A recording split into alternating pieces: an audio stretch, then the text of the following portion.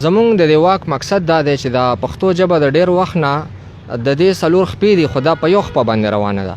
نه څوک لیکل کولی شي، نه څوک لوستل کولی شي، نه څوک ویلی شي داسې خاص.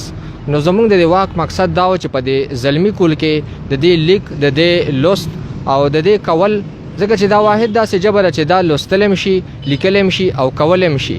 نو د دې هغه بیداری په عوامو کې، د دې هغه بیداری په زلمی کول کې راوستل دي. عزتمند وروڼو پښتنو، لکه تاسو ته چې معلومه ده زمونږ دا واک د 21مې فروری په مناسبت سره دی. 21مه فروری نننۍ ورځ دا په ټوله عالمي نړۍ کې د مورنیو ژبو د لمانځلو ورځ ده. په نننۍ ورځ باندې ټول قومونه د خپلو ژبو سره د خپلې مینې اظهار کوي. د هغې دپاره مختلف سیمینارونه او تقریبونه کوي.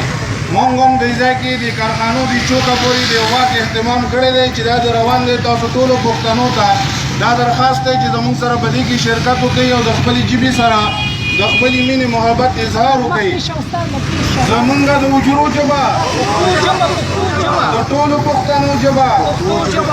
په دې موقع باندې خپل یو ډېر ګران مېلمه چې موږ سره د ډېر لرې نه چې کوم دی نو ملګرتیا کړې ده، اظهار شاني صاحب چې سرپرست اعلی د اجمل منصور ادبي غورځنګ دی، ورته بلنه ورکوم چې د خپلو خیالاتو اظهار وکړي. بسم الله الرحمن الرحیم. مننه کوم ستاسو د دومره لویې جذبې، خصوصا د خپلې ژبې حوالې سره یوه خبره به کوم. څنګه چې خپله مور درنه وي نو دغسې خپله مورنۍ ژبه هم درنه وي. د ملګرو خبرې وکړې، مشرانو خبرې وکړې. تاسو نن خپله ځان سره دا احساس وکړئ، دا سوچ وکړئ چې په تاسو خپله مور څومره درنه ده او خپله ژبه څومره درنه ده. دا ژبه نه د شاعرانو یوازې ژبه ده، نه د یوې پارټۍ ژبه ده، نه د یو ګروپ ژبه ده، دا زموږ د ټولو ژبه ده. خو زه به دې ځای کې د باچا خان یو کلام ضرور کوټ کړم چې باچا خان به وي چې چاته خپله ژبه سپکه شي نو هغه سپک شي، او چې د چا نه خپله ژبه ورکه شي نو هغه ورک شي. نو زه دې ټولو ملګرو ته د دې پلیټفارم نه دا خاص کوم چې خپلې ژبې سره مینه زده کړئ. پښتو کې خبرې کوئ، پښتو کې لیک کوئ.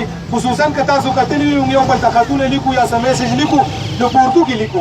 دا ډېره د بدنصیبۍ خبره ده چې موږ پښتانه یو او خپلې خبرې په پښتو کې نشو کولی. یو جهان مننه کوم ستاسو د ټولو منتظمینو او ستاسو د ملګرو د الله په امان. پښتو د ننګ او د غیرت ژبه ده، د خیر ښېګڼې او د بد ژبه ده، او ناپوه وایي د نفرت ژبه ده، وایي دوهان چې د بدعت ژبه ده، او ژبه چې وي چې د دوزخ ژبه ده، اوس ایماني چې د جنت ژبه ده. ملګرو څومره د کمال ژبه ده، ملګرو څومره د عزت ژبه ده، او خلک د سرو شنه نوټونه شماري. موږ شاعرانو د دولت ژبه ده، موږ پښتو ویل لیکل لوستل غواړو. پښتو زموږ د شناخت ژبه ده، د شجاعت او صداقت ژبه ده. پښتو د مینې محبت ژبه ده. کامیاره موږ په پښتو فخر کوو. پښتو زموږ د قوت ژبه ده.